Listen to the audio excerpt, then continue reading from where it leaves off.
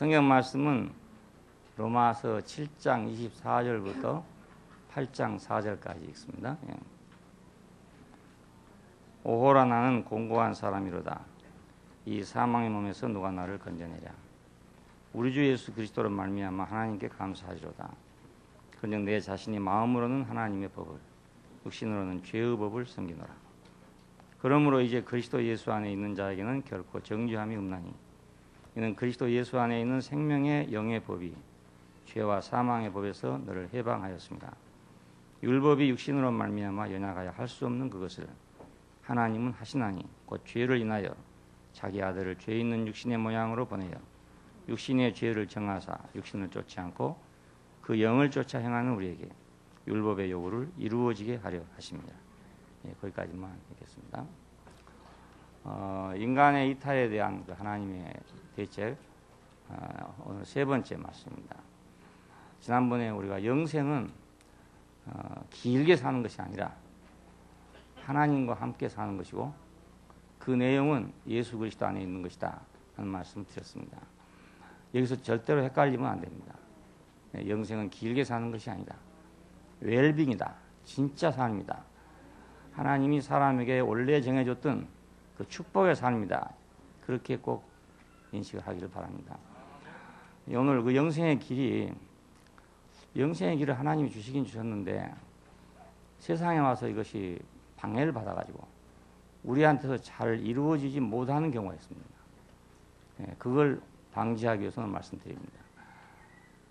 차를 사줬는데 무슨 일인가 고장이 나서 차가 잘 안 간다. 이런 거 있습니다. 뭔가 좋은 걸 받았는데 그걸 살려고 보면 자꾸 맥히는 게 있다. 가로막는 게 있다. 그 문제를 오늘 로마서 7장과 8장 안에서 다루고 있습니다. 로마서 7장은 율법 안에서 괴로운 인생을 얘기합니다. 율법 때문에 괴로워하는 인생. 오호라 나는 공고한 사람이로다. 여기 한마디로 말한 이 말은 로마서 7장 전체를 요약한 그런 말입니다. 왜 공고한 사람인가? 왜 공고한 사람인가? 세상에서 뭘 잘 안 돼서 그런가? 그 말이 아니고 그 하나님을 섬기고자 원하는데 지금 영생을 받아서 살고 싶은데 그런데 무엇이 안 되는 게 자꾸 있단 말입니다. 자꾸 가로막는 게 있어요. 그래서 시달리다가 하는 말이 지금 오호라 나는 공고한 사람이로다. 이 사망의 몸에서 누가 나를 건져내랴. 이렇게 한 겁니다. 나도 옛날에 이 말을 많이 했는데 그때는 내가 어떻게 되고 싶은데 안 돼서 그렇게 말했었습니다. 나는 이러이러한 사람이어야 되는데 나는 이렇게 해야 되는데 그것이 안 되는가 이래서 오호라 나는 공고한 사람이 늘 그랬는데 사도 바울하고 같은 줄 알았더니 그게 아니고 사도 바울은 다른 문제로 괴로워하고 있는 거예요. 그 영생을 지금 얻었는데 말 로마서 우리가 5장 6장까지 보면은 그 영원한 생명 얻었는데 이걸 살아보니까 다른 게 자꾸 나온단 말이에요. 영생을 살라니까 방해거리가 있단 말이에요. 그래서 지금 하는 말입니다. 오호라 나는 공고한 사람이로다. 이 사망의 몸에서 누가 나를 건져내겠느냐. 그러니까 고민도 차원이 달라 사람마다. 강아지 고민이 다르고 멧돼지 고민이 다르고 황소 고민이 다르고 다 다르듯이 사람도 이 사람 고민 다르고 저 사람 고민 다르고 그 사람 고민 다른데 그 고민의 수준이 꼭 그 사람의 수준입니다. 뭘 가지고 고민하냐 이 문제죠. 결국 고민은 어차피 하긴 하는데 뭘로 지금 고민하고 있냐 이 말 아닙니까? 자, 동사무소의 동장님의 고민하고 군수님의 고민하고 자, 도지사의 고민하고 대통령의 고민하고 다 다르다고요. 그 직임이 다르니까 고민도 달라질 거 아닙니까? 우리 인생도 고민이 결국 그 사람의 수준을 말하는 것이다. 고민이 전혀 없으라고 생각하면 안 됩니다. 예수님도 내 마음이 시린 민망하여 죽게 되었다. 그러니까 예수님은 아주 완전 염하시 중에 미소를 띠고 있는 분이 아니라는 것입니다. 고민을 하는데 고민의 차원이 다르다 그 말이거든요. 우리도 좀 차원 높은 고민을 했으면 하는 겁니다. 고민을 안 하자고 생각하지 말고 고민 아주 안 해보려고 하다가 어디로 가냐? 어디로 갑니까? 간 데 있잖아요. 그리 가거든요. 가서 아주 전혀 고민이 없는 인생이 되려고 생각하는 거예요. 그 고민이 아주 없는 게 좋은 게 아니고 고민이 있는데 그 고민이 사람다운 고민을 해야 된단 말이에요. 고민 없으려면 돼지가 더 낫죠. 그렇지 않습니까? 예, 그러니까 편안하고 근심 없이 살려면 돼지가 더 낫죠. 우리는 편안하고 근심 없이 살려는 게 목표가 아니고 거룩한 고민 안에 살려고 하는 겁니다. 예, 예수 그리스도에 인한 그 영생에 대해서 지난번에도 말씀드렸는데 사망이 어디서 왔냐? 아담으로부터 왔다. 그렇죠? 아담으로 왔다. 영생은 어디서 왔냐? 예수 그리스도 안에서 왔다. 이거예요. 그 바울의 말이 그겁니다. 그럼 어떻게 한 사람으로 말미암아 죄가 세상에 들어오고 한 사람으로 말미암아 의가 세상에 왔는가? 늘 말씀드리지만 이 한 사람은 전 인류의 대표자들입니다. 공산주의식으로 북한 공산주의식으로 이해하면 수령입니다. 수령. 그 수령이란 말이요 대통령이다 이런 말이 아니고 전 인민의 총화라는 말입니다. 그래서 수령은 영원하다 그래요. 수령은 영원하다. 아니 김일성이 어떻게 영원하겠어요? 죽지 않겠어요? 근데 수령은 영원하다 그래. 무슨 말인가 했더니 그 말이 수령은 전 인민의 대표자라 이 말입니다. 그러니까 김일성이 죽어도 김정일이가 있고 김정일이 죽어도 또 누가 있겠죠. 수령은 계속 있으니까. 근데 그 수령 안에 인민이 포함되어 있다는 겁니다. 그러니까 인민은 곧 수령 안에 있는 거다. 이거. 수령은 곧 인민이고 인민은 곧 수령이다 이겁니다. 그러니까 지임은 국가다 하는 거랑 마찬가지예요. 누가 그랬죠? 지임은 국가다 이런 거. 예, 루이 18세 목사님 그렇게 많이 했어요. 14세나. 너무 머리 띠가 아팠네. 죄의 싹슨 사망이요. 하나님의 응사는 그리스도 예수 우리 주 안에 있는 영생이니라. 자, 그러니까 영생은 예수 안에 있다. 죄는 사망 안에서 왕노릇 한 같이 하나님의 은혜는 의로 말미암아 왕노릇 해서 우리 주 예수 그리스도로 말미암아 영생에 이르게 한다. 자, 그러니까 이게 뭐 전부 영생은 예수와 관계된 겁니다. 예, 그래서 그리스도와 함께 연합한 자는 사망이 더 이상 주장하지 못하고 의의 병기로 순종의 종으로 드림으로써 그 결과는 바로 영생이다. 또 이래요. 만일 우리가 그리스도와 함께 죽었으면 또한 그와 함께 살 줄을 믿노니 사망이 다시 그를 주장하지 못할 줄을 알미니라. 이렇다고 해서 장례식장 간다는 말이 아닙니다. 그렇죠? 사망이 다시 그를 주장하지 못할 줄 압니다. 이제는 너희가 죄에게서 해방되고 하나님께 종이 되어 거룩함에 이르는 열매를 얻었으니 이 마지막은 영생이라.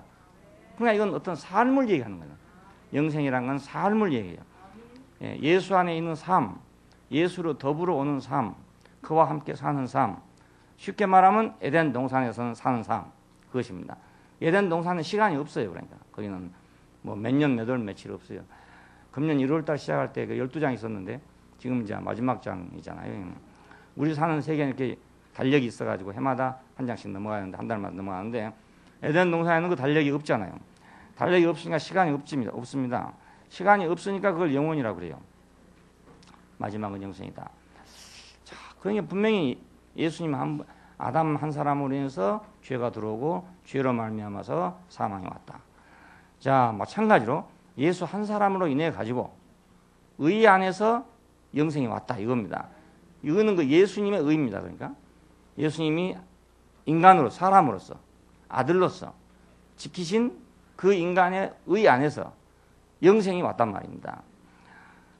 우리가 참된 삶을 살려면 만족한 삶을 살려면 내가 아버지 앞에서는 아들로 하나님 앞에서는 피조물로 내 위치가 확고하게 서야 그래야 내가 안전한 삶을 살게 되는 겁니다. 평안한 삶을 살게 되는 겁니다. 우리 모두 평안하지 못하고 괴로운 것은 뭐냐면 내 위치를 이탈해서 그렇습니다. 내가 괴로워할 수 있는 자격이 있는 사람으로 생각하기 때문에 내가 번민할 자격이 있는 사람으로 생각하기 때문에 그래서 그렇습니다. 옛날에는 괴로워할 자격이 없다고 생각했던 시대에는 그 문제는 전혀 괴롭지 않았어요. 조선시대를 봐보십시오. 조선시대의 그 법률에 따르면은 가령 여자는 이렇게 산다고 딱 정해졌어요. 죽어도 그 집 귀신이 되라 뭐 이런 식으로 됐단 말입니다. 그냥 그때 여자들의 고민은 그 집에 가서 죽는 것이 고민이 아니었어. 그러니까 그 시대에는. 근데 지금은 그 집에 가 죽으려면 고민이 되거든요. 나는 김씨인데 왜 이 시집에 가 죽어야 되나 이거라. 이 고민이 되는 거라. 그러니까 그때 없던 고민이 지금 생겼죠. 그렇잖아요. 마찬가지로 사람도 불행이 어디서 왔냐면 불교에서만 일체유심조라. 내가 누구냐 하는 그 정체성 때문에 남은 불행 안 하는데 나는 매게 불행할 수도 있고 남은 되게 불행한데 나는 행복할 수도 있어요. 예, 그렇잖아요. 그건 일체유심조죠. 그러니까. 자, 우리는 이제, 예수 안에 있는 그 영생을 알았어요. 이제 알았어. 야, 그런데 영생의 길을 가로막는 것이 있다. 그 율법입니다. 원래 율법은 하나님이 사람 보고 사람 되라고 준 거잖아요. 그걸 네가 잘 시행해라. 그럼 네가 사람이 된다. 그리고 네가 내게 합당한 인간이 된다. 네 백성이 내 백성이 된다. 이래 준 것인데 이거 이상하게 사람을 가로막는 것이 됐다고요. 무엇을 가로막냐면 영생을 가로막는 게 됐어요. 그러니까 내가 영생을 얻지 못했으면은 율법은 나를 가로막는 게 아니고 나를 계속 가르치는 것이 됩니다. 그리고 율법이 있어야 내가 그래도 그나마 조금 인간이 되지. 율법마저도 없으면 나는 아예 인간이 될 수가 없어요. 그래서 인간이 살고 있는 어느 곳에도 율법이 없는 데가 없습니다. 예, 종류는 달라도 다 똑같습니다. 결국은 사람 보고 너 하고 싶은 대로 하지 말고 이웃집 하고 싶은 대로 해라. 그 말 아닙니까, 여러분이? 이웃집하고 좋게 살아라 이 말이에요. 율법 전체를 다 읽어봐도 그겁니다. 하나님하고 좋게 살고 이웃집하고 좋게 살아라 이 말이거든요. 그렇게 하려면 내가 없어야 된단 말이에요. 내 욕심만 채워갖고 내가 어떻게 이웃하고 같이 살겠어요. 예, 내 좋을 대로 해가지고 하나님 따를 수 없잖아요. 그러니까 율법을 자세히 읽어보면 별거 아니에요. 사실 보면 별거 아닌데 그 자기란 것 때문에 그렇게 어렵거든요. 그런데도 불구하고 세상에서는 율법이 없으면 절대로 안 되는 거예요. 예, 절대로 안 되는 거예요. 그런데 왜 지금 율법이 문제가 됐냐? 신성한 하나님의 법인데 누가 감히 이 법에 대해서 이러쿵저러쿵 하겠습니까? 그렇잖아요. 구약시대 같아서 많이 율법에 대해서 이러쿵저러쿵 했다. 당장 그건 죽지요. 당장. 모세가 시내산에서 불꽃 속에서 받아온 거 아닙니까? 예? 그렇죠? 뇌성과 병력 속에서 받아온 거란 말입니다. 그런데 그 법을 이러쿵저러쿵 하면 또 살아남겠습니까? 예, 못 살아남죠. 근데 왜 바울은 이걸 지금 얘기하고 있냐면 그보다 더 큰 영생이 왔는데 이 영생을 가로막는단 말입니다. 그래서 지금 하는 겁니다. 율법이 절대 나쁜 게 아닙니다. 예, 율법은 선하고 옳은 줄을 내가 알지만은 내가 육신의 안에 있어서 죄 아래 팔렸다 그럽니다. 그러니까 율법이 나빠서가 아니고 율법이 나쁜 법이어서 그런 게 아니라 내가 육신이어서 죄 아래 팔렸다는 거예요. 그러니까 영생이 없는 사람은 영생을 살지 않는 사람은 율법에 대해서 왈가왈부하면 절대로 안 돼. 그건 사형감이에요. 사형감. 네, 사형감이에요. 하나님의 법에 대해서 이렇게 국가의 법에 대해서 이렇게 하면 그 큰일 나는데 하물며 하나님의 법에 이렇게 그냥 토를 달면 되겠어요. 그건 딱 죽어마땅한 거죠. 율법은 그래서 바울은 그렇게 비유를 했어요. 7장에서 마치 주관하고 다스리는 남편과 같다 이랬습니다.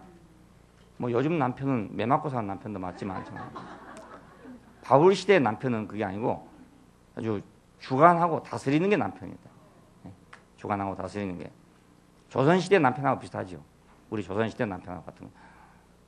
그냥 남편 하면 아주 이건 절대 복종해야 되고 남편의 뜻을 거역하면 절대로 안 되고 남편이 어찌하든지 그대로 순종해야 되는 거예요. 조선시대는. 그렇죠? 바울 시대도 그랬던 것 같아요.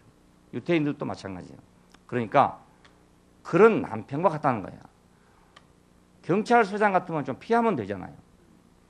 경찰서 근처에 가면 좀 기분이 안 좋지만 경찰서 멀리 살아야 돼. 가까이 살면 기분 나쁘니까. 그런데 남편은 이거 떠날 수가 없는 거라. 에? 남편 멀리 갈 수가 없잖아요. 붙어 살아야 되는데 이거 다스리고 하니까 괴롭단 말이에요. 예, 그러니까 남편으로 비유한 이유가 이겁니다. 왜 경찰서장으로 검찰청장으로 비유하지 않고 남편으로 비유했냐? 떠날 수가 없는 사람이니까. 예, 보면 이갈리고 안 보면 보고 싶고 뭐 이런 존재란 말입니다. 이런 존재. 그러니까 그래서 세상 말로 하면 그런 사람이에요. 죽이도 살리도 못하고 어찌할 수가 없는 것이 남편이에요. 예? 왜 그렇게 됐을까? 이건 제가 혼자 생각한 겁니다. 이건 너는 남편을 사모하고 남편은 너를 다스릴지니라 그랬잖아요. 자, 이것도 그런 풍조 속에서 나온 말입니다. 그런 세상 풍조 속에서 이제 이 말이 나왔어요. 너는 남편을 사모하고 남편은 너를 다스릴 것이니라. 그러면 선악과를 먼저 먹었다 그랬으니까 남편한테 너는 지배를 받아야 된다. 이렇게 생각해요. 많은 사람이. 네가 먼저 잘못했으니까 다음에 잘못 안 하기 위해서는 남편한테 네가 채찍질을 받고 감독을 받아야 된다 이겁니다. 다음부터는 뭐 먹을 때 네 혼자 먹지 말고 남편한테 물어보고 먹어라 이거예요. 네가 처음 실수했으니까. 대부분의 해석이 다 이렇습니다. 근데 이거 이제 될지 모릅니다. 다 그렇게 해석하고 있는데 나만 따로 해석하니까 너는 남편을 사모하고 남편은 너를 다스릴 것이나. 왜 그랬냐? 여자가 남편에게다가 선악을 하는 지식을 줬어요. 선악을 하는 지식을 줬다는 것은 율법을 줬단 말입니다. 법을 줬어요. 그걸 넘겨줬다 이거. 넘겨줬으니까 자연히 자기가 지배를 받을 거 아닙니까? 우리는 지금 경찰에다가 우리의 권리를 넘겨준 것입니다. 예. 내가 만일 붉은 신호에 가면은 잡아가시오 하고 우리가 권리를 위임한 거예요. 위임 안 했으면 못하죠. 우리가 그 투표할 때 공연히 한 줄 아십니까? 그 투표 하나 속에 말입니다. 우리가 국민으로서의 지켜야 할 권리를 전부 위임한 것입니다. 그것이. 그냥 함부로 찍으면 안 되죠. 그러니까 이웃 사촌이라고 찍어준다든가 뭐 이렇게 찍으면 안 되는 거죠. 왜냐하면 내 권리를 다 위임해야 되거든요. 그러니까 여자는 남편에게다가 그 권리를 위임했어요. 선악을 하는 지식을 주면 남자는 여자보다 선악을 더 잘한단 말이에요. 그러니까 남자는 그걸 가지고 왕노를 할 거 아닙니까? 왜 경찰한테 맡겼냐? 경찰이 총을 가지고 있으니까 우리 맡겼죠. 아무나 가가지고 서라 그러면 쓰겠습니까? 안 쓰죠. 총을 가지고 있으니까 서라 그러면 쓴 거 아니겠습니까? 남편은 그런 능력이 있단 말입니다. 그러니까 일단 맡겨놨으니까 다시 달라고 할 수 없어. 이제 맡겨놨으니까 나는 그대로 복종해야 된다. 이건 또 이렇게 비교할 수도 있어요. 그 여자가 좋은 남자를 만나잖아요. 기가 막히게 좋은 남자를 만나잖아요. 그러면 시집을 가게 되는 거예요. 너무너무 좋으니까 시집을 가게 돼요. 시집을 가면 지배를 받게 돼요. 그러니까 남자한테 지배를 안 받으려면 시집을 안 가야 되는 거라. 예? 그래야 안 되겠어요? 내가 좋아하면 나는 지배를 받아야 돼. 내가 좋아하면. 그러니까 내가 남자한테 지배를 안 받으려면 시집을 안 가는 게 최상의 방법이고, 두 번째 방법은 아주 미워하는 사람한테 결혼하는 방법이에요. 아주 미운 사람한테 결혼하면 내가 지배 안 받아도 되거든. 그렇지만 싫으니까. 근데 좋으면 내가 지배를 받아야 돼요. 남편이 진짜 좋으면 난 지배를 받아야 되는 거예요. 그 여자의 본성이에요. 예. 그러니까 오히려 그것이 더 행복인 거예요. 알고 보면. 진짜로 남편이 좋아서 내가 지배받게 되면 그것이 여자의 행복이 된다고요. 야, 이거 이제 여자잖아요. 그러니까 내가 지배를 받기 싫으면 결혼 안 한 게 최상의 방법이고, 두 번째 방법은 그래도 결혼 안 할 수가 없으면 내가 사모하지 않을 만한 사람하고 결혼하면 된다. 예. 이것도 저것도 안 되면 어떻게 하냐? 그럼 보바리 부인처럼 계약 결혼을 하는 거죠.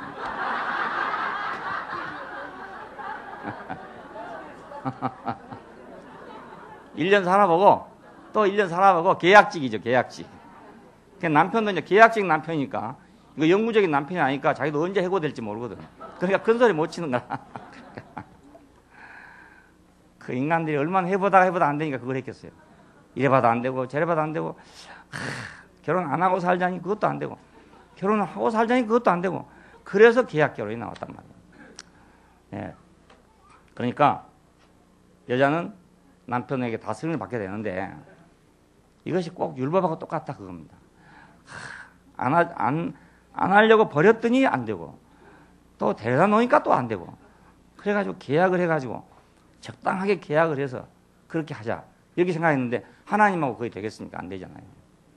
예, 남자하고는 그렇게 하면 되는데 이 하나님하고 계약하자고 하면 되겠습니까? 안 되잖아요. 그래서 다스리는 남편과 같다. 로마서 7장을 시작하면 딱 남편 말이 나오잖아요. 예. 자, 그러니까 이제 왜 그러면 그 남편의 율법은 남편은 항상 나를 괴롭게 하는가? 왜 나를 항상 통제만 하고 다스리기만 하고 그렇게 하는가? 옛날에는 안 그랬는데 요즘 갑자기 그래 됐다. 왜 그런가? 영생을 얻고 보니까 그랬다 그거예요. 전에는 사도 바울이 율법을 좋아했잖아요. 그걸 좋아했어요. 절대 복종하고 저 좋아했어. 근데 영생을 얻고 나서 보니까 이게 율법이 자꾸 방해를 하는 거예요. 왜 그런가 하면 영생은 율법으로 말미암아서 온 것이 아니고 예수 그리스도로 말미암아서 왔단 말입니다. 은혜로 왔어요. 은혜로. 율법으로 말미암아서 왔으면 율법이 보호를 할 텐데 율법으로 말미암아서 온 것이 아니고 은혜로 왔어. 은혜로. 그러니까 아내가 자기가 남편인데 남편으로 인해서 참 좋아하면 좋은데 남편으로 인해서 좋아한 것이 아니고 다른 것으로 인해서 좋아한다. 그러니까 이 남편이 신경질 날 거 아닙니까? 그렇죠. 다 경험이 있어서 다 아시잖아요. 예, 내가 아주 경험 있는 말을 하는 겁니다. 그러니까 이게 아주. 예. 그래서 율법은 영생 얻는 자를 핍박한다. 예, 꼭 아내와 남편 같답니다. 그러니까 교회 갔다 와가지고 아내가 너무너무 좋아해. 그러면 남편이 생각할 때, 나 때문에 좋아하는 줄 알았더니 그게 아니고 지금 저기 교회 갔다 와서 좋아하네. 우리 교회에 나온 자매들은요, 대부분 남편에게, 안 믿는 남편에게 핍박받을 때 그래서 받습니다. 예, 다른 교회에 나가신 분들은 그래서 받는 게 아니에요. 하도 새벽에도 가고 저녁에도 가고 낮에도 가고 그래서 가기 싫어하는데 우리 교회는 뭐 새벽을 갑니까? 어디를 갑니까? 아무도 안 가잖아요. 주일날 한번 겨우 가는데도 왜 싫어하냐면 자기로 인해서 좋아하지 않는다 이겁니다. 예, 그래서 그렇습니다. 그러니까 율법은 아무에게나 남편 노릇 하는 게 아니고 영생 얻는 자들에게 고약한 남편이 된다. 율법을 순수히 준수하고 그런 사람한테는 좋은 남편이고 율법을 이 아니고 다른 것으로 사는 사람한테는 아주 고약한 남편이다 이거예요. 영생은 죄나 또 자기 의나 이런 거하고 상관된 것이 아니에요. 이거랑 관계가 없어요. 죄를 회개했다 해서 영생이 되고 죄를 진다 해서 영생이 안 되고 이런 문제가 아니라면 내가 의롭냐 의롭지 않냐 여기서 오는 문제가 아니란 말입니다. 이건 다른 문제예요. 상관되지 않고 오직 하나님의 은혜로 된 일이란 말이에요. 그러니까 하나님의 은혜란 말이 참 이거 특이해요. 그러니까 하나님의 은혜 안에서 예수 그리스도로 말미암아 왔기 때문에 그러니까 율법이 자기하고는 전혀 다른 세계 아닙니까? 이게? 별도의 세계란 말입니다. 그러니 핍박하는 겁니다. 수년 전에 서울대학교에서 학생을 모집했는데 미달이었어요. 어느 학과에서. 그래서 거기 이제 지원을 한 사람이 미달됐기 때문에 점수가 작아도 들어갔어요. 예, 근데 서울대학교 심사를 한 결과 불합격 시킬 명분이 없는 거라. 왜냐하면 커트라인을 정해놨으면 불합격을 시킬 수 있죠. 몇 점 이하의 학생은 우리 서울대학에 못 온다. 이래놨으면 되는데 그건 없어요. 없기 때문에 아니 미달대학교 들어왔는데 50점을 맞고 들어왔더니 30점을 맞고 들어왔는데 불합격을 시킬 법적 명분이 없잖아요. 그래서 합격을 시켰습니다. 시켰는데 이 학생이 이제 처음엔 재수 좋다고 들어갔어. 이건 재수 좋은 거죠. 쉽게 말하면 미달됐으니까 재수 좋은 거예요. 재수 좋은 거. 세상에서는 그게 재수 좋은 거고요. 하나님 나라에서 은혜죠. 그러니까 들어갔는데 못 견디고 나왔습니다. 결국 그 학생이 못 견디고 나왔습니다. 왜 못 견뎠냐? 율법 때문에. 예. 교수들이 봐도 너무너무 자기가 창피한 거예요. 그런 학생이 자기 밑에 있다는 게 너무너무 창피하고 같은 동료 학생들이 봐도 그런 학생하고 같이 공부한다는 게 너무너무 창피하단 말입니다. 예. 그러니까 계속 찐빨 줄 거 아니겠습니까? 그래서 견디다 못해가지고 결국은 자기가 스스로 사퇴하고 나왔습니다. 이게 아주 좋은 비유예요. 사도 바울이 이걸 알았더라면 성경에 이렇게 쓸 건데, 예, 그때는 서울대학이 없었거든요. 그래서 그러니까 영생은 뭐 죄나 아니냐, 자기 의냐, 불의냐 이거하고 관계된 게 아니고 그 차원이 아니단 말입니다. 이것은 뭐 율법의 차원이에요. 그러니까 세상 어디 가도 죄나 자기 의나 불의나 이거 다 있어요. 다 있는데 이것을 다스리기 위해서 율법도 있고 계율도 있고 종교도 있고 여러 가지가 다 있습니다. 근데 이 차원이 문제가 아니고 이것은 전혀 다른 문제인 거라. 예. 이건 공부를 많이 했냐 적게 했냐 문제가 아니란 말입니다. 이 문제가 미달돼서 들어간 거지 점수가 비슷해서 들어간 게 아니란 말입니다. 그러니까 예를 들어서 자기 위에는 다 80점짜리인데 자기는 30점이다. 그러면 너무너무 거리가 멀잖아요. 그러면 79점짜리는 들어갈 수 있냐? 79점짜리도 못 들어가는 거예요. 80점까지니까 예를 들면 커트라인 정해놨으면 79점이나 30점이 똑같아요. 예, 미달로 들어갈 때는 79점 맞고 들어가나 30점 맞고 들어가나 똑같습니다. 미달로 들어가면. 이 말이 세계가 다른 거 아닙니까? 미달 세계, 미달 세계. 세계 자체가 미달 세계에서는 점수가 없다 이 말입니다. 네. 은혜의 세계 안에서는 점수가 없단 말이에요. 점수가 없으니까 뭐 조금 더 높으나 덜 높으나 이거 전혀 관계가 없지요. 네. 미달 세계, 세계 자체가 미달이니까. 미달 세계니까. 그냥 우리가 미달 세계 와가지고도 뭐 점수 비교하면 절대로 안 됩니다. 우리는 참 미달 세계 지금 왔는데 거기서 뭐 네 코가 높냐 내 코가 높냐 이러고 있으면 안 되는 거예요 이게. 예, 그 미달 주제에 그래서 뭐 내가 너보다 5점 높다 뭐 1점 이라고 있으면 안 되는 거예요. 전혀 관계 없는 거다 이 말입니다. 전혀 관계 없는. 영생이 시간과 관계 없는 것처럼 영원히 시간과 관계되지 않는 것처럼 은혜도 율법하고는 전혀 관계되지 않는다. 확실하죠? 예. 이게 아주 애매한 겁니다. 굉장히 애매한 겁니다. 예. 율법은 뭐하러 줬냐? 그래서 바울은 이제 이거 그 잘못해서 한 거예요. 구약으로 본다면은 율법은 뭐하러 줬냐면은 백성을 가르치려고 줬어요. 근데 바울은 어떻게 해석하냐면 죄가 죄로 드러나게 하려고 줬다 이거예요. 예? 죄가 죄로 드러나게 하려고 줬다. 그럼 하나님이 원래 율법을 줄 때 이놈들 너 죄 좀 드러내야 되겠다 하고 줬냐? 그렇지 않아요. 예, 원래는 그 백성을 좋은 백성이 되게 하려고 줬단 말이에요. 근데 사도 바울은 이걸 죄가 죄로 드러나게 하려고 줬다. 그럼 죄가 죄로 드러나면 어떻게 되는 거냐? 그건 죽음이잖아요. 그러니까 죄가 죄로 드러나게 해서 죽음에 이르게 하려고 줬다 이겁니다. 예, 그러니까 아주 엉뚱하게 해석을 한 거예요. 전혀 다르게. 전혀 다르게. 하나님이 설마 그랬겠습니까? 예? 올무를 놔두고 말입니다. 걸리면 탁 쳐야지 하고 하나님 줬겠냐 이거예요. 절대로 그렇지 않아요. 하나님 그 백성을 사랑하고 그 백성밖에는 자기 백성이 없었어요. 근데 자기 백성한테 올무를 놓겠습니까? 근데 바울은 이걸 그렇게 대담하게 해석을 했습니다. 예, 왜 이렇게 대담하게 해석했냐? 영생을 살리려니까. 예, 영생을 살려내려니까. 그렇죠? 그 율법 이전에는, 아니, 영생 이전에는 감히 이런 말 할 수가 없어요. 예? 영생 이전에 이런 말 할 수가 없어. 왜냐하면 율법보다 더 큰 게 없어요. 예수 이전은 모세보다 큰 사람이 없어요. 그런데 예수가 오고 나니까 모세가 가라앉은 것입니다. 그냥 가라앉은 게 아니고요. 그렇잖아요? 집세기가 그냥 없어졌습니까? 그냥 없어지지 않지요. 집세기가 얼마나 좋은 건데. 그렇잖아요. 그것도 같은 집세기라도 여러 가지입니다. 그거 뭐 잘 꽈서 말입니다. 발이 부드럽게 하려고 말입니다. 그렇게 만들어 놓은 집세기들이 있어요. 그건 집만 가지고 짠 게 아닙니다. 왕골 같은 걸 넣어가지고 그렇게 짭니다. 그러면 아주 부드럽고 보기도 좋고 그렇습니다. 거기다 색채까지 넣어가지고 그렇게 했던 거예요.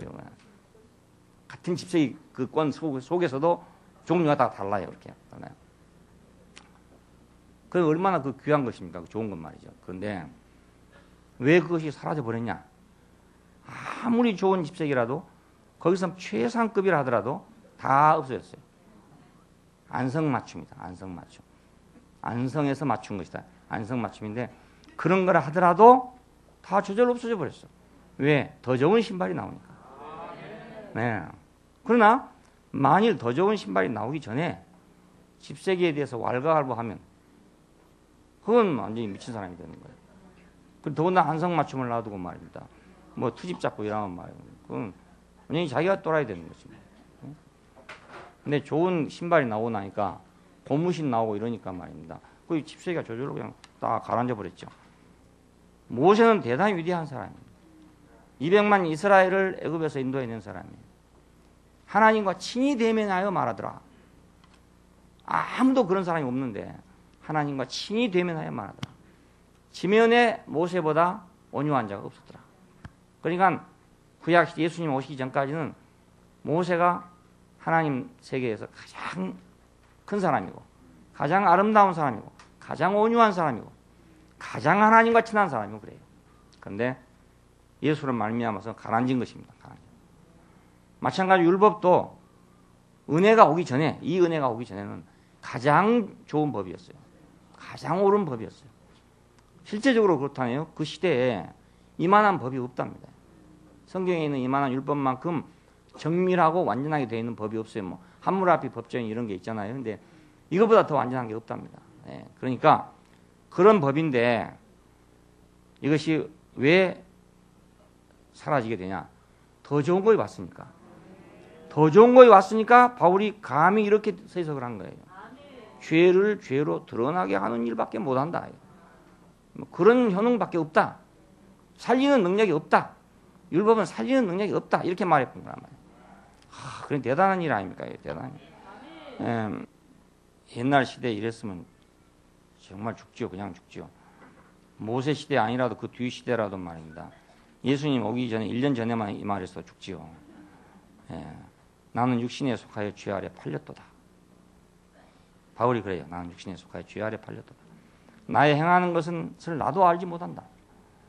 원하는 것은 행하지 아니하고 도리어 미워하는 것만 하고 있구나. 육신에 선한 것이 거하지 않음을 발견하게 됐어요. 뭐 때문에? 율법 때문에. 선을 행하기 원하는 나에게 악이 함께 있구나. 속사함으로는 하나님의 법을 즐거워하되 내 지체 속에 한 다른 법이 죄의 법 아래로 나를 끌고 가는구나. 율법도 계명도 다 선하고 거룩하나 오직 육신에 속한 내가 죄 아래 팔렸구나. 그러니까 자기가 자기를 볼 때, 율법 안에서 자기를 비춰볼 때 이런 것이 자기의 모습이란 말입니다. 율법 아래서 나는 죽은 자로 발견됐다.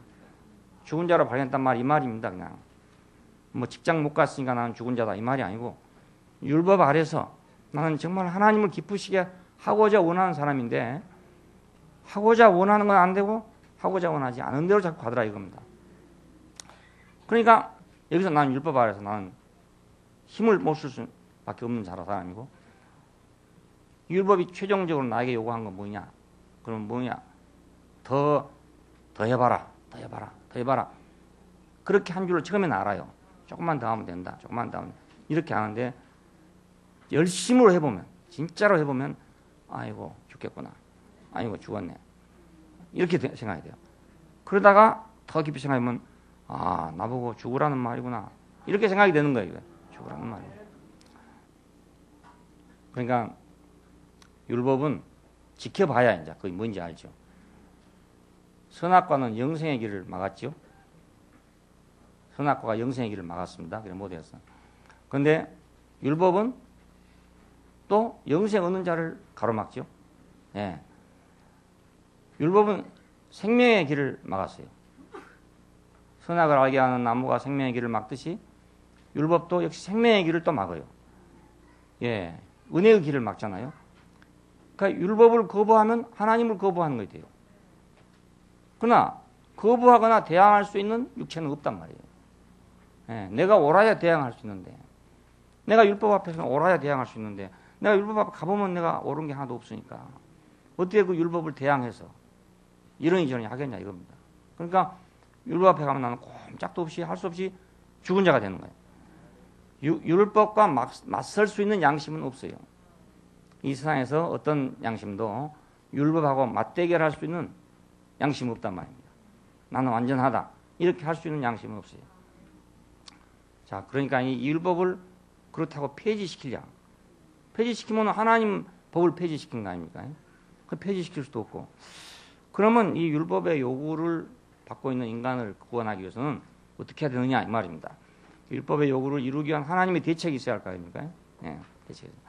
자, 우리가 은혜를 받기 위하려면 어떤 대책이 있어야 되죠. 마찬가지로 하나님의 율법적인 요구를 이루기 위해서는 율법을 줄 때는 그 율법의 요구를 이루라고 줬어요. 그 율법의 요구는 하나님의 만족을 위한 것입니다. 그렇게 돼야 하나님이 만족한다는 뜻이거든요. 그러니까 그걸 줬더니 이거 죽는 것밖에 안 나온다. 이거. 그럼 이거 어떻게 해야 될 것이냐? 그렇다고 법을 폐지하겠느냐? 폐지할 수가 없다 이거예요. 그래서 율법의 요구를 이루기 위해서 그리스도께서 죄 있는 육신의 모양으로 와서 죽임을 당했다 이것입니다. 죽임을 당했다. 네, 죄 있는 육신의 모양 안에서 죽임을 당했다. 자, 육신이 죽임 당했음을 그러니까 우리가 시인해야 되는 거잖아요. 예수가 죽었다. 그럼 우리가 확실히 알잖아요. 예수는 죽임 당했다. 뭐 때문에 죽임 당했냐? 율법 안에서 죽임 당했다. 율법 안에서. 율법을 못 지켜서 죽임 당한 게 아니고 율법을 시인하게 해서 죽임 당했어요. 그러니까 율법으로 말미암아서 지금 합격한 게 아니고 하나님의 은혜로 말미암아서 합격한 사람이란 말입니다. 그러니까 율법이 그냥 둘 수가 없잖아요. 그러면 그 사람을 합격시켜 놓으면 해마다 그렇게 합격시킨다면은 그러면 기강이 없어질 거 아닙니까? 네? 그 시험 기준이 없어져 버린다고요. 재수점은 들어간다 이렇게 돼보면 시험 기준이 없어져 버려.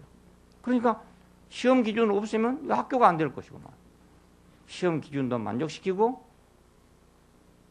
은혜도 만족시키고 이렇게 할 방법이 있어야 되나요? 죄 있는 육신의 모양으로 안에서 죽임을 당했다. 그러니까 예수는 율법 때문에 죽임 당한 거예요. 율법 때문에. 그럼 예수님이 율법 때문에 죽임 당했구나 라고 하는 것을 우리가 안다면 생명의 영을 따르자 이 말입니다. 지금 로마서 8장에 있는 말이에요. 예수도 육신이었다. 예수도 인생이니까 육신이었다. 네? 그렇죠? 예수도 육신이니까 인생이죠. 여기서 정죄를 받고 죽었다. 육신 안에서는 아까 말했죠. 육신 안에서는 내가 원하는 것이 아니고 다른 것이 있다 이거예요. 근데 그 육신의 모양으로 와서 죽었다 이겁니다. 그러면 예수님도 바울처럼 원하는 것은 행하지 아니하고 도리어 원치 아니하는 건 행하는구나. 육신에 선한 것이 거하지 않구나. 이렇게 말씀하지 않았어요. 않았고 우리가 예수님을 그런 사람이라고 볼 수가 없어.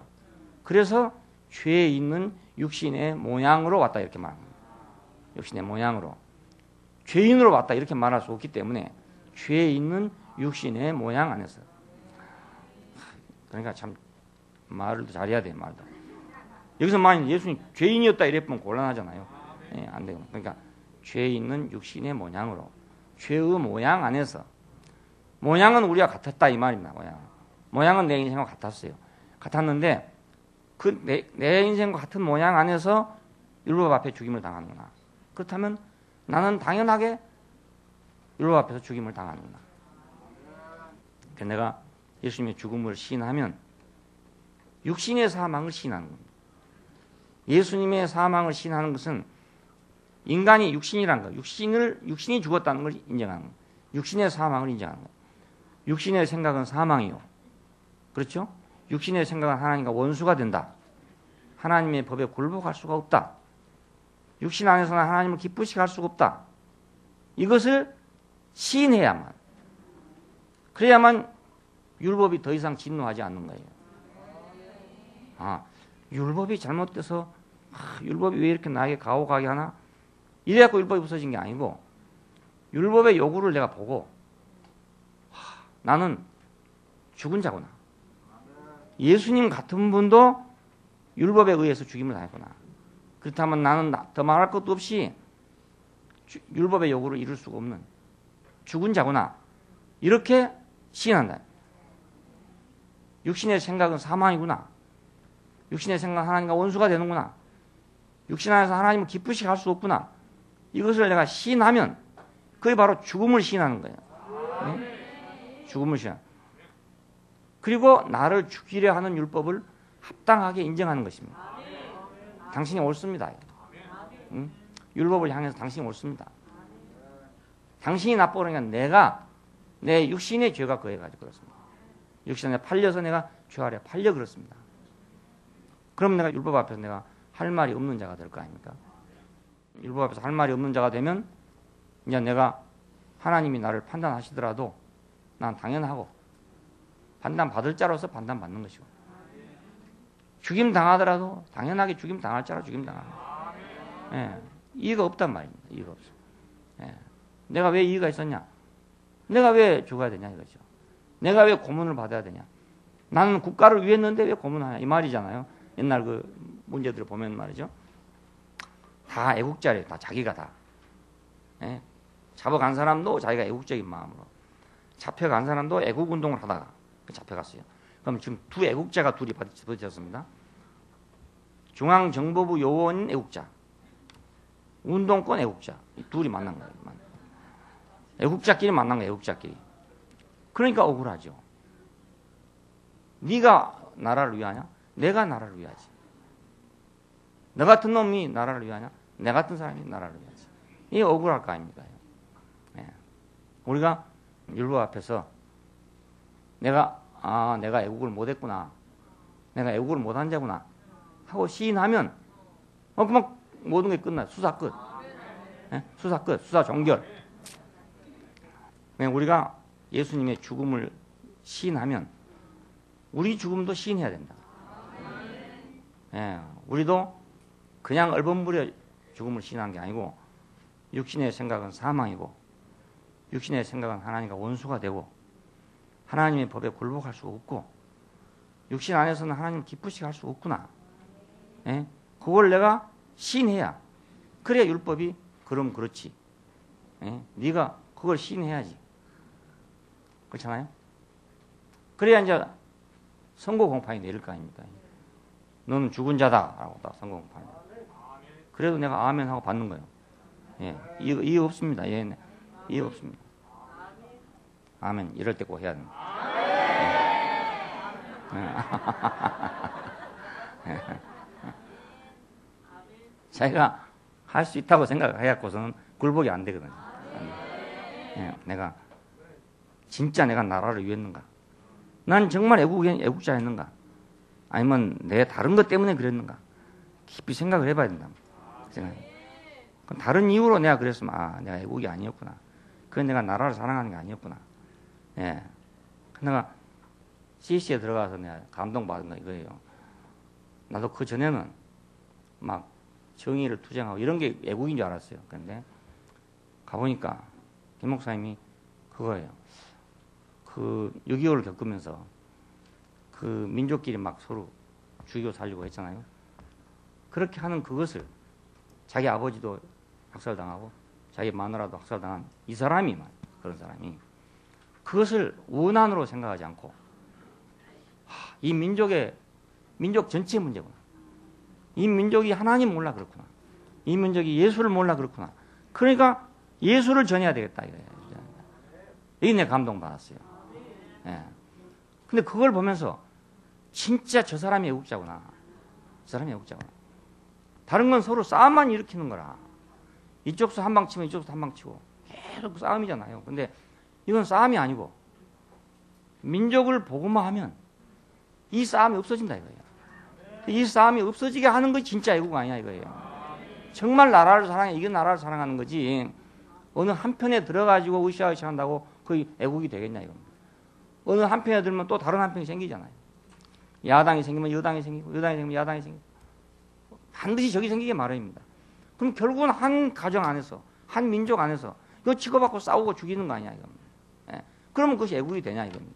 애국 애족이 되냐 이거예요. 복음을 전하는 것만이 애국 애족이다 이겁니다. 복음을 전하는 것만이, 그것만이 이 민족의 해법이다. 예. 왜 그랬냐? 예수가 없어서 그랬다. 예수가 없어서 그랬다. 그것이 진짜 애국이에요. 진짜 애국. 우리도 나라를 사랑하려면 그래야 진짜 나라를 사랑하는 게 되는 거예요. 싸움 붙이고 다니는 사람이 무슨 애국자입니까? 그게 그렇잖아요. 나라 망치고 다니는 거지. 조선시대부터 그랬잖아요. 조선시대도 맨날 싸웠잖아요. 맨날 싸웠어요. 그 사람들이 뭐 다 나라 위해서 뭐 이래 했어요. 그 나라 위한 사람들 아니죠. 정말. 네, 아니죠. 거기서 나는 한 마리의 어린 양이 세상 죄를 지고 가는 어린 양을 봤어요. 저 사람이 세상 죄를 짊어지고 가는구나. 자기 몸에 짊어지고 자기의 그 고통, 자기의 그 불행, 그 모든 것을 짊어지고 지금 민족을 복음하겠다 하는구나. 그렇게 보이더라고 나는. 보여. 그래서 세상 죄를 지고 가는 하나님의 어린 양이다. 그래서 저는 그렇게 생각했어요. 한국 교회의 죄악을 짊어지고 간 사람. 예, 그렇게 봐주더라고요. 그러니까 누가 그 죄를 짊어질 것이냐. 짊어질 사람은 아무도 없어. 다 빗자락으로 쓸어내고 자기 앞에 쓸어내는 거야. 옛날 비유에 그래요. 모세를 비유할 때 먼지가 가득 차 있는 방이 있는데 한 10년이나 안 쓸어가지고 이제 먼지가 가득 차 있는데 율법은 뭐냐? 빗자락으로 쓰는 거라 이거라. 쓰는 거라. 빗자락으로 쓰면 먼지가 막 날 거 아닙니까? 그러면 우선은 좀 씻어지는데 한참 있다면 도로 다 가라앉는 거라. 그리고 먼지가 다 사람한테 또 오는 거예요. 그 은혜는 뭐냐? 물걸레를 싹 닦아내는 거다. 그럼 물걸레는 먼지를 털어버린 게 아니고 먼지를 자기가 품고 간다 이겁니다. 자, 이게 성경대로 말하면 세상 죄를 지고 가는 걸레죠, 걸레. 그렇죠? 세상 죄를 지고 가는 하나님의 어린 양을 바란 말이 그 뜻이거든요. 예, 난 그런 사람을 받았어요. 그러니까 예수님께서는 그렇다고 육신을 갖다가 율법을 갖다가 빼야 된다. 그랬으면 혁명가가 됐겠죠. 율법 폐지론자가 됐겠죠. 율법 폐지론자. 그랬으면 혁명가가 됐어요. 혁명가. 그랬으면 자 우리가 생각하면 잘 됐을 것이라 생각하지만 그렇지 않고 또 그 반대자가 또 나오게 되는 거예요. 예, 사탄이 또 준비를 하고 있어요. 그런데 그걸 싹 자기가 걸레처럼 짊어지고 가니까 걸레지고 짊어지고 가서 하나님의 은혜를 주기 위해서 우리가 하나님의 은혜를 주기 위해서 빗자라고 쓰는 게 아니고 그걸 걸레처럼 싹 가지고 갔다 그겁니다. 그러니까 우리가 이제 예수 안에서 그분이 이래 죽었구나. 그분도 육신으로는 역시 하나님을 기쁘시게 할 수가 없기 때문에 자 우리를 대신해 죽었구나. 그렇다면 이제 더 이상 우리가 육신에 기대를 하지 않아야 된다 이 말이에요. 그 말은 우리가 육신으로 또 뭘 할 것이다. 난 육신으로 하나님을 기쁘게 할 것이다. 이렇게 기대할 수가 없게 됐다 이 말입니다. 그렇게 됐으면 그 말입니다. 8장에 그러므로 하는 말은 그렇게 됐으면 그 말입니다. 됐으면 이제 완전히 죽은 자가 됐으면 죽은 자라는 것을 알게 됐으면 죽은 자라는 걸 시인하게 됐으면 그 말입니다. 그리고 이렇게 번역할 수도 있어요. 그리고 마지막 연결된 데가 애매하고 참 읽기 어려워요. 우리 주 예수 그리스도로 말미암아 하나님께 감사하리로다. 그냥 이것이 사실은 8장으로 붙으면 좋겠죠. 8장으로. 그 7장에 붙어 있어. 오라 나는 공고한 사람이로다. 이 사망의 몸에서 누가 나를 건져내랴. 그래놓고는 갑자기 우리 주 예수 그리스도로 말미암아 하나님께 감사하리로다. 그런즉 내 자신이 마음으로는 하나님의 법을 육신으로는 죄의 법을 섬기노라. 뭐 감사할 게 뭐 있냐 이거라. 그렇잖아요. 그런데 감사하리로다 이러놨어. 그러므로 육신으로는 죄의 법을 섬기노라. 그러므로 이제 그리스도 예수 안에 있는 자에게는 결코 정죄함이 없나. 자, 우리가 이제 예수께서 그렇게 하신 것 속에서 우리도 그런 사람이라고 발견되었으므로 그러므로 그리스도 예수 안에 있는 자에게는 결코 정죄함이 없나요?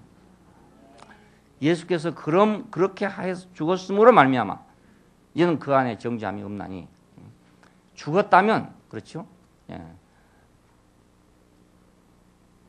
다시 더 이상 정죄할 것이 없게 되었다면 그 말입니다. 그렇다면 생명의 영의 법이 너를 해방하였다. 생명의 영의 법이 너를 해방하였다. 육신이 죽었으므로 죽은 자 가운데서 다시 사신 그리스도의 영을 따르는 것이 이제는 당연하게 됐다 그 말입니다. 내가 왜 율법을 벗어날 수 없었냐 하면은 내가 살았기 때문에 벗어날 수 없다. 왜냐하면 내가 율법을 버리면 야만이 되는 겁니다. 사람이 율법을 버리면 야만이 됩니다. 내가 율법이 있어야 내가 인간다운 것입니다. 그렇잖아요. 내가 내 배경 속에 항상 율법이 있어야 내가 인간다운 거예요. 인간이 없는 무율법주의자, 반율법주의자는 야만적이에요. 그러니까 나는 항상 내가 야만적이 되지 않기 위해서, 그렇죠? 무법자가 되지 않기 위해서 나는 항상 율법을 배경으로 깔고 살아야 되는 거야. 그런데 인연은 그 율법을 배경으로 깔고 살 자격이 없게 됐다는 걸 알았어. 나는 그 자격이 없다는 걸 알았어. 야, 그랬으니까 이제는 내가 거기서 해방이 된다는 거야. 자격이 없기 때문에. 그걸 로마 7장 앞에서 어떻게 설명했냐면 남편이 죽어줬으면 좋겠지만 남편은 안 죽어준다. 왜냐하면 이 남편은 불사조인 거야. 응? 왜냐하면 율법이기 때문에 불사조잖아요. 그러니까 결국은 거기서 빠져나오려면 내가 죽는 수밖에 없는 거야. 그러니까 내가 죽으니까 자유로워지더라 이거예요. 내가 죽어버리니까 자유로워지더라. 내가 율법에 대해서 죽임을 당하니까 자유로워지더라 이겁니다. 이건 무율법이 아니죠. 그러니까 무율법이나 반율법이 아닙니다. 내가 율법 앞에서 철저하게 율법을 시인하고 율법의 옳음을 시인하는 거예요. 옳음을 시인하면 내가 죽을 자라는 것을 시인하는 거예요. 그 내가 죽을 자라는 걸 시인하기 때문에 내가 거기서 해방된다 그 말입니다. 아까 그 여자가 남편에 의해서 해방되려면 어찌하면 해방되겠습니까? 남편이 죽으면 해방되죠. 7장에 보면 마지막에 그래요. 남편이 죽으면 그 법에서 벗어나느니라. 왜? 남편만 죽어보면 법이 없어져 버려요. 근데 이놈 남편이 안 죽어. 안 죽으니까 이거 어찌 할 방법이 없잖아요. 그러니까 결국은 남편 생전에는 내가 자유할 수가 없단 말이에요. 근데 어떻게 자유하게 되느냐? 내가 죽으면 자유하게 된다. 근데 내가 죽고 싶어도 죽을 수가 없다. 이거. 왜? 내 안에는 내 의가 남아 있으니까 죽을 수가 없는 거예요. 근데 예수를 보니까 이제 나는 내 의가 없어졌단 말이에요. 저런 사람도 율법 앞에서는 죽임을 당하는구나. 그럼 나는 더 말할 것 없이 율법 앞에서 2번 죽임을 당해야 되겠구나. 그러니까 그러고 나니까 이상하게 내가 해방이 됐다. 이거. 그럼 어떻게 하냐? 그러면 생명의 영의 법을 따르는 것이다. 육신을 쫓지 않고 영을 쫓아 행하는 우리가 율법의 요구를 이루어지게 하는 것이다. 그래서 하나님께서는 율법으로 안 되니까 영을 쫓아, 그 영을, 죽고 다시 산 영입니다. 그 영을 쫓아 행하는 우리가 율법의 요구를 이룰 것이다. 그 말입니다. 여기서 영은 죽고 다시 사신 부활하신 영과 내가 합해진 나를 얘기합니다. 연합된 나예요. 예, 육신을 쫓지 않고 전에는 육신을 쫓았죠. 그냥 율법 아래 있었고 율법 아래 있으니까 나는 정죄받은 사람이었고 정죄받았으니까 나는 사형선고를 받은 사람이었어요. 근데 그렇지 않고 영을 쫓아 행한다 이 말. 이것도 잘못한 오해가 돼요. 그러니까 육신을 쫓아. 그러면 내가 육신을 쫓아 생활하다가 영을 쫓아 살았다가 영이 어디 있냐? 그래갖고 이제 아마 용수는 사람이 많아. 그 영을 막 따라 살라고 말입니다. 기침도 크게 안 하고 막 영을 쫓아 살라고. 시장 바닥에 가면 눈 감고 다니고 막 이렇게 영을 쫓아 살라고. 육신하고 영이 그렇게 물질적인 걸로 생각하니까 그렇잖아요. 예. 근데 그게 아니란 말입니다. 이걸 그래서 이렇게 해석하면 육신적인 것, 영적인 것 이렇게 생각하면 돼요. 사람이 육신 있고 영 있고 둘로 쪼개놨단 말이에요. 히랍 사람들이. 히브리 사람들은 그게 없어요. 사람은 육신과 영으로 되어 있다 이렇게 말하지 않고 그냥 한 덩어리 사람이에요. 한 덩어리. 전인적 존재예요. 항상 히브리 사람들은. 그런데 히랍 사람들은 영과 육을 갈라놨어요. 이렇게. 우리도 항상 생각할 때 영과 육이 갈라져 있단 말이에요. 예, 갈라져 있어. 그러니까 이 말을 들으면 딱 이렇게 히랍 사람 사상으로 들어가 버린 거라. 여기도 육신을 쫓지 않고 영을 쫓아 행하는 우리에게 율법의 요구가 이루어지게 하려 함이라. 그래 보면 육신 따로 있고 영 따로 있구나. 그럼 육신 제쳐놓고 영 따라가면 되겠네. 영 따라가려니까 눈 감고 살아야 되겠네. 이래 되는 거란 말입니다. 예. 그렇잖아요. 영을 따라 살라니까 소리도 들을 거 안 들어야 되고 볼 것도 안 봐야 되고 이래 살아야 되는 거예요. 육신적으로 내가 살던 사람이 그 말입니다. 육신적으로 살던 사람이 영적으로 산다. 이렇게 생각하면 돼요. 그러면 율법의 요구를 이루어질 수 있게 합니다. 이제 그리스도 예수 안에 있는 자에게는 결코 정죄함이 없다. 이는 그리스도 예수 안에 있는 생명의 영의 법이 죄와 사망의 법에서 너를 해방하기 때문에 그렇다. 자, 하나님의 영이 있으면, 그리스도의 영이 있으면, 그리스도께서 우리 안에 계시면 8장 9절에 보면 되어 있어요. 하나님의 영 하다가 그 다음에 그리스도의 영 하다가 그 다음에 그리스도께서 이래요. 그럼 결국은 그리스도란 말이죠. 우리 안에 있으면 몸은 죄로 인하여 죽었으나 영은 의로 인하여 산 것이다 그럽니다. 여기도 마찬가지로 몸은 따로 죽었는데 영만 살았다. 이게 아니고 육신적인 나는 죽고 그 말입니다. 육신적인 나는 죽고 영적인 나는 살았다 그 말입니다.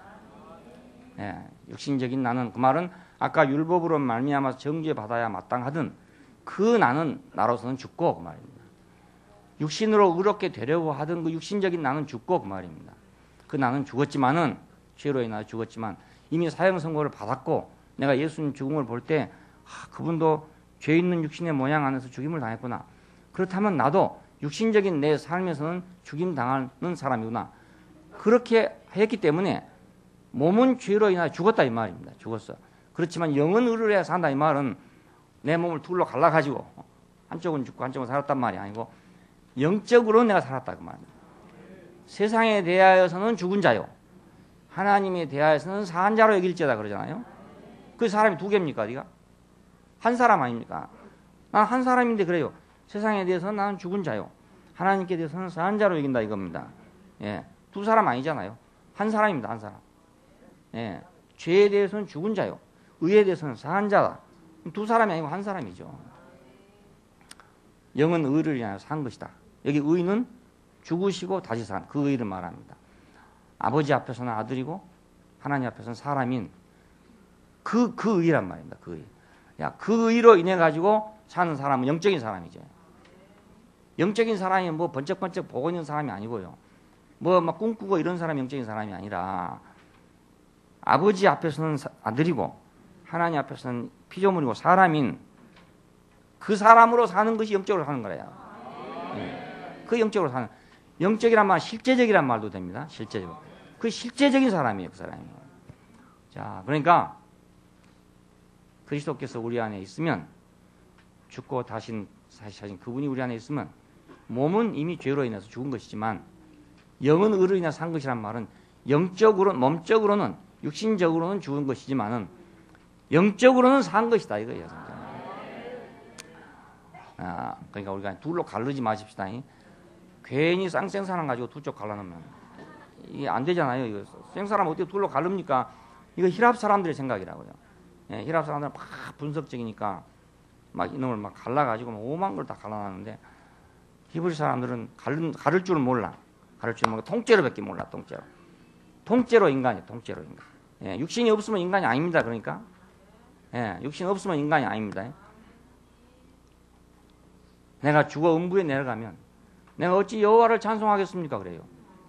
그러니까 히랍적으로 생각을 한다면 육신이 죽어도 영은 찬송하면 되지 이럴 거 아닙니까? 그런데 히브리 사람들은 그냥 내가 죽어 음부에 내려가면 내가 무엇으로 찬양을 하겠냐 이거야. 내가 어찌게 찬양하겠냐. 그러니까 철저하게 이 사람들은 일체주의입니다. 한덩어리주의. 그냥 철학적이 아니죠. 그러니까 이런 철학적 아니. 철학적이면 분석을 해야 되는데 분석. 영은 의를 산 것이다. 영이 생명임을 그러니까 믿어야 되겠죠. 영적으로 사는 이것이 생명이구나. 이것이 하나님과 함께 사는 것이고 이것이 그리스도와 합해진 삶이고 이것이 바로 새로운 삶이구나. 자, 영적으로 사는 것 이것이 이제 영생이란 말입니다. 영적으로 사는 것. 육신적으로 사는 것은 멸망이고 영적으로 사는 것은 영생이다 이 말입니다. 세상에 대해서는 죽은 자로 하나님에 대해서는 사한 자로 여길지어다. 하나님에 대해서 사한 자로 여기고 사는 그것이 영생이란 말이에요. 그러니까 영이 진짜 생명임을 이제 믿어야죠. 예, 그리스도의 영과 합해진 그 영적인 이것이 생명이구나. 자, 그래서 이제 8장 6절 이하에 가면 그럽니다. 영의 생각은 생명과 평안이요.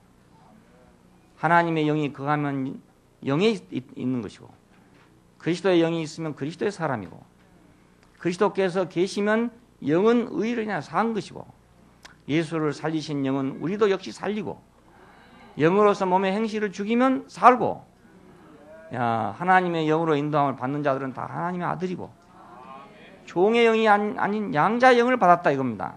그래서 우리가 아바아바지라 부르는 것이다. 육신으로 내가 아바아바지라 부르는 게 아니고 육신적인 삶으로서 아바아바지라 부르는 게 아니라 영적인 삶 안에서 나는 아바아바지라고 부른단 말이에요. 하나님의 자녀임은 하나님의 후사가 아니냐. 그리스도와 함께한 하나님의 후사가 된다 그 말입니다. 자, 그러니까 이것만 바꾸면 이제 여기서 바꿔지면 그러니까 로마서 7장의 분위기하고 8장의 분위기가 완전히 달라지는 겁니다. 예, 완전히 달라요.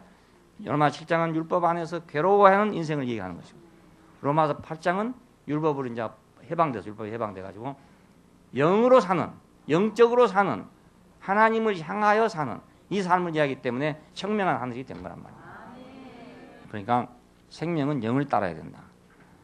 육신이 죽었으므로 부활하신 그리스도의 영을 따라야 되겠죠.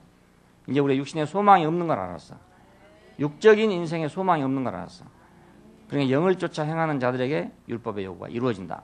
자, 이상한 일은 율법을 그렇게 내가 이루려고 했을 때는 내가 육신으로 그걸 이루려 했기 때문에 율법이 거중만 이루어지지 속은 안 이루어지더니 내가 영을 쫓아 행하니까 오히려 율법의 요구가 이루어지더라.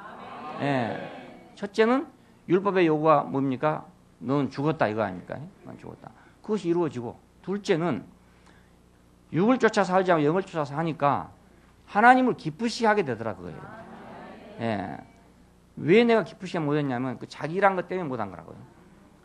율법 앞에 시달리고 있는 그 나는 누구였냐? 그 자기였었죠. 에고였었죠. 그것 때문에 못했어요. 근데 이제 그것이 죽은 자로 알고 나서 하니까 내가 나를 나라고 주장할 것이 없어진단 말이에요. 그러면 자연히 내가 이웃과 화목하게 될 거 아니겠습니까? 예. 그렇잖아요. 내가 나라고 하는 걸 고집하지 않으면 다른 사람은 내가 뭐 원수일 일이 없잖아요. 예. 못 살 일도 없고요. 이것이 이제 창조적인 공입니다. 쉽게 말하면. 불교 말하면 창조적인 공이다. 뭐라도 할 수 있다 이거야. 이제 끈질긴 그것이 죽고 나니까 내가 이제 빈 사람이 돼가지고 무엇이라도 할 수가 있더라. 뭐 이렇게 해도 되고 저렇게 해도 되더라 이거예요. 보니까 경연한 일 갖고 괜히 싸웠다 이거예요. 안 해도 될 일 가지고 괜히 싸웠어. 애국도 아닌 걸 가지고 애국이라고 했고 뭐 이래 했다 이거. 그 잠자다 깬 사람처럼, 잠자다 봉창 두드리는 사람처럼 그래 되는 거예요. 그러니까 율법의 요구가 저절로 이루어지더라 이거예요. 하나님의 영, 그리스도의 영, 바로 그리스도께서 우리 안에 계시면 몸은 죄로 인하여 죽었으나 영은 의로 인하여 산 것이다. 말은 육신적으로는 죽은 자고 영적으로는 산 사람이다. 세상에 대하여서는 죽은 자고 자기 자아에 대해서는 죽은 자고 말입니다. 에고에 대해서는 죽은 자고 불교로 말하면 그 자성에 대해서는 죽은 자고 영은 의를 해서 산 것이다. 그러니까 하나님을 향하여서 내가 살았다 이겁니다. 그래서 우리는 양자 될 것 곧 우리 몸의 구속을 기다린다. 자, 우리 몸도 이제 구속되기를 원한다 그 말입니다. 그렇지? 예, 우리 몸의 구속은 해방이라는 뜻입니다. 우리 몸의 해방을 기다린다. 우리 몸이 뭔가에 묶여 있잖아요. 이게 묶여 있는. 성령이 말할 수 없는 탄식으로 간구하시기 때문에. 야, 우리 몸의 해방을 성령이 말할 수 없는 탄식으로 간구하고 있다. 지금 몸은 죽었잖아요. 육신은 죽었어. 죽었는데 그 죽어있는 그 몸을 하나님께 쓰시기 위해서 성령이 말할 수 없는 탄식으로 우리를 위해서 간구하고 있다. 우리 연약함을 친히 도우시는 분이다. 예? 그가 천사가 아니고 우리와 같은 성정을 가진 사람이기 때문에 우리 연약함을 다 알고 계신다. 체유를 하고 계신다. 그래서 우리 연약함을 도우시는 분이고 하나님의 뜻대로 간구하시는 분이고 모든 것이 합력하여 선을 이루게 하시는 분이다 그겁니다. 야, 참 이상해요. 그 대립하던 세계에서는 절대로 풀리지 않던 것이 말입니다. 우리가 어딘가 그 다른 세계로 딱 벗어나고 나면은 모든 것이 합력해서 선이 이루어져. 나를 해하던 사람도 나를 위하는 사람인 거라. 그 사람이 그때 나를 그렇게 괴롭게 하더니 그게 나를 지금 이 세계로 오게 하려고 그랬구나. 그러니까 합력하여 선을 이루게 되잖아요. 옛날에 나를 괴롭게 하던 사람도 있었거든요. 4년 동안 괴로움을 받았는데 내가 다른 생각으로 딱 옮기고 나니까 그 사람이 나를 도와줬구나. 이렇게 되는 거야. 그 사람이 나를 도와줬다고 생각하니까 합력하여 선을 이루게 되잖아. 그게 신기한 거라니까요. 신기해요.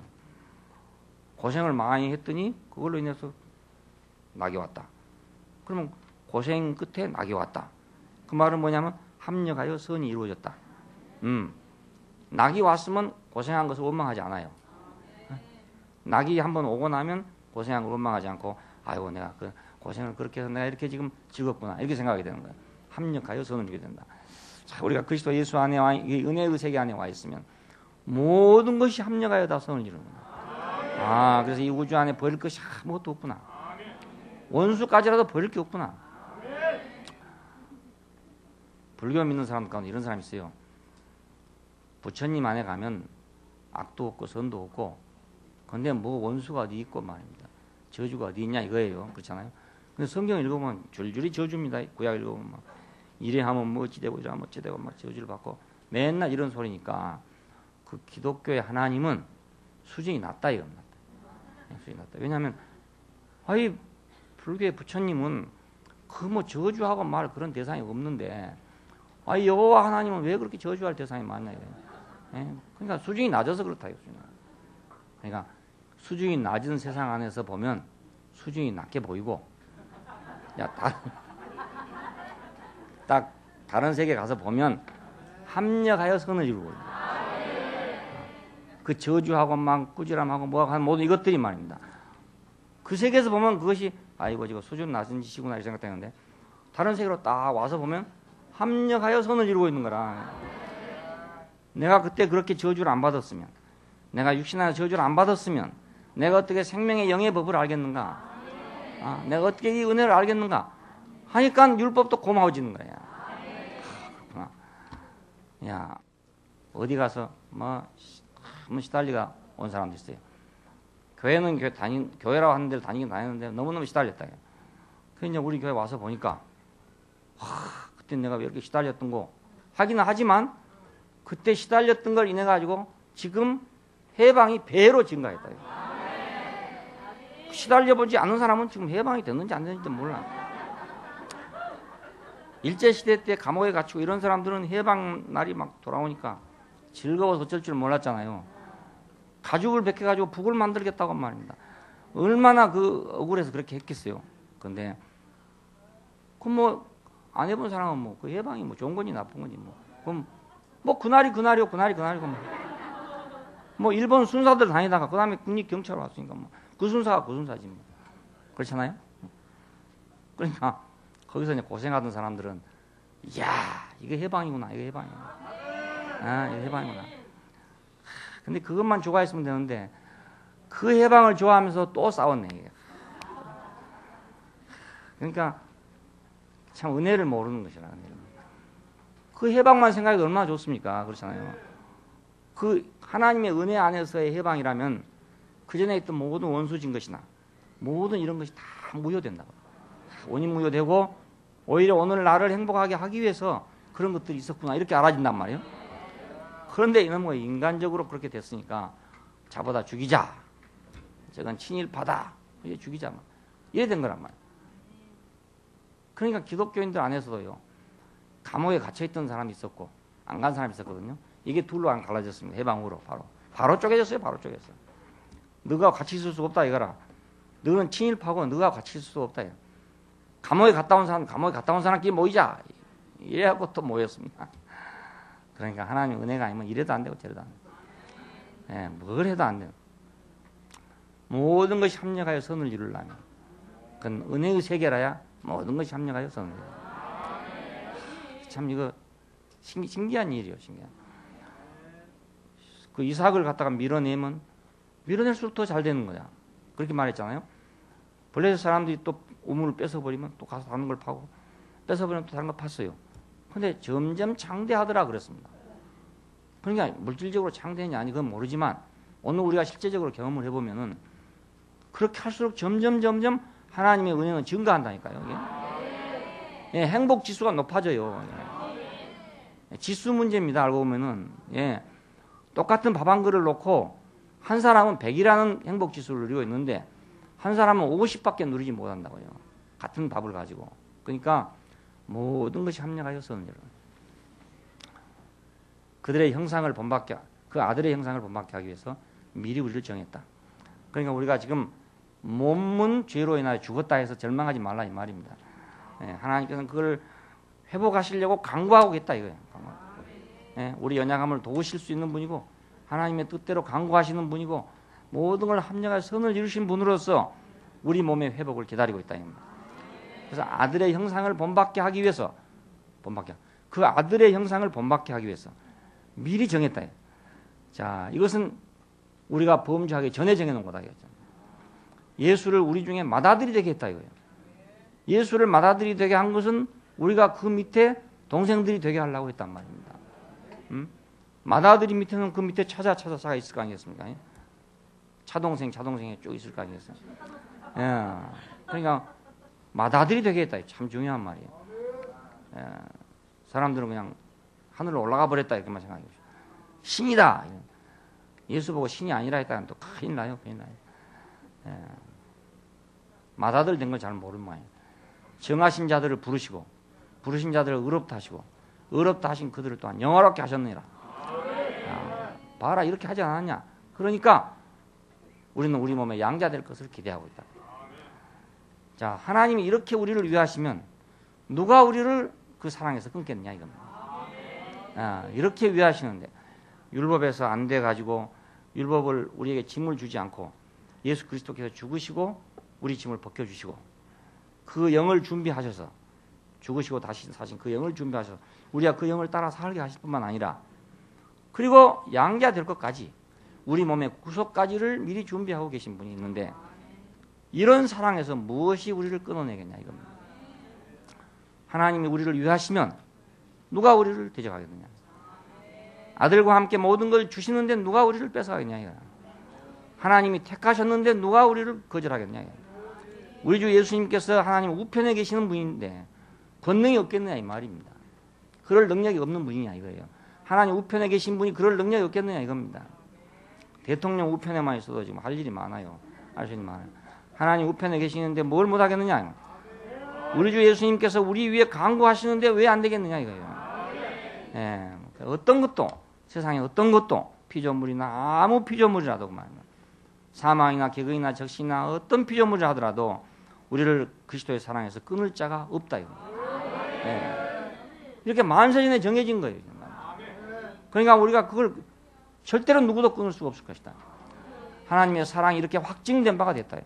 그 아들을 우리에게 주시는 데까지 확증하셨으니까 누가 우리를 거기서 끊겠냐 이겁니다. 뭐이 우리를 거기서 끊어내겠냐 이겁니다.